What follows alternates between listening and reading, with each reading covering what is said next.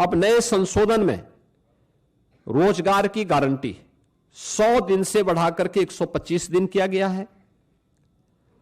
साप्ताहिक वेतन यानी साप्ताहिक भुगतान होगा।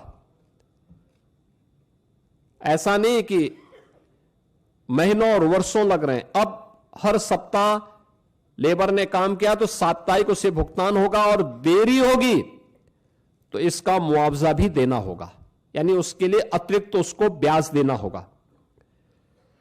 समय पर काम नहीं मिलने पर बेरोजगारी भत्ता अब कानूनी अधिकार हो गया है। यानी अगर कोई व्यक्ति कहता साहब मुझे काम चाहिए और काम नहीं दे रही है ग्राम पंचायत, तो उसके बदले में उसको भत्ता की गारंटी होगी। खेती के मौसम में किसानों को मजदूरों की कमी न हो, इसके लिए राज्यों को बुआई और कटाई के समय 60 दिन तक कार्य का विराम देने का अधिकार भी राज्यों को दिया गया है। राज्य तय करेंगे कि कब खेतीबाड़ी का समय है, उस समय मनरेगा के कार्य स्थगित रहेंगे, खेतीबाड़ी के कार्य के लिए लोग पर्याप्त संख्या में लोग मिल पाएंगे, और 125 दिन की गारंटी वर्ष भर में जो भी कार्य करने के इच्छुक हैं उन श्रमिकों को प्राप्त होगा। किसान और मजदूर दोनों के हित इसके माध्यम से सुरक्षित रखने की गारंटी दी गई है। खोदने और भरने वाली कामों पर विराम होने से स्वाभाविक रूप से जिनके हित प्रभावित हो रहे हैं वो चिल्ला रहे हैं, क्योंकि गड्ढा खोदते थे फिर उसको पाटते थे।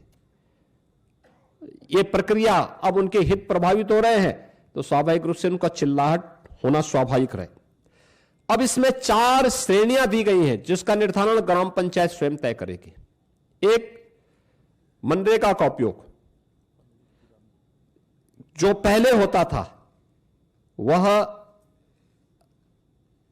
कोई अस्थाई पर संपत्ति आप नहीं बना सकते थे, लेकिन अब विकसित भारत जी राम जी के माध्यम से हम अस्थाई संपत्ति का निर्माण कर सकते हैं, और उसके लिए 4 प्रकार के प्रायोरिटीज तय की गई, प्राथमिकताएं जो तय की गई, श्रेणियां। एक, जल संरक्षण के लिए आप देख रहे होंगे ग्रामीण क्षेत्र में या शहरी क्षेत्र में अक्सर आप देखते हैं ग्रामीण क्षेत्र में बहुत सारे ब्लॉक को हमें वहां पर डार्क जोन के रूप में घोषित करना होता है।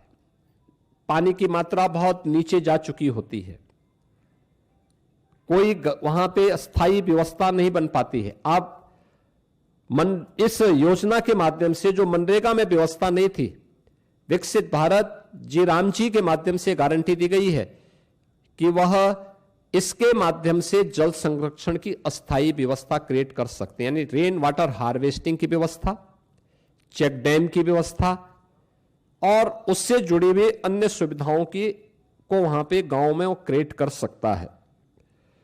ग्रामीण बुनियादी इंफ्रास्ट्रक्चर के माध्यम से वह इन चीजों को वहां पे विकसित कर सकता है, सड़क, नाली, इन सब का विकास कर सकता है। आजीविका संबंधी इंफ्रास्ट्रक्चर को भी इसके माध्यम से क्रिएट कर सकता है, खेल का मैदान बना सकता है, ओपन जिम का निर्माण कर सकता है। गांव के पास पैसा है, गांव के पास लैंड है, गांव की मार्केट मंडी बना सकता है। गांव में सड़कों पे जहां तहां जो मंडी बनी हुई है उसको हटाकर उसको व्यवस्थित रूप से दुकानें बनवा करके एक अच्छे खाली जगह पर उसको अस्थायी रूप से सड़क से हटा करके एक सिस्टम के साथ जोड़ सकता है, जिससे सुरक्षा की गारंटी उस दुकानदार के पास भी हो जाएगी और साथ साथ गांव के पास एक इनकम का माध्यम भी हो जाएगा। इस प्रकार की उसको भी किया जा सकता है।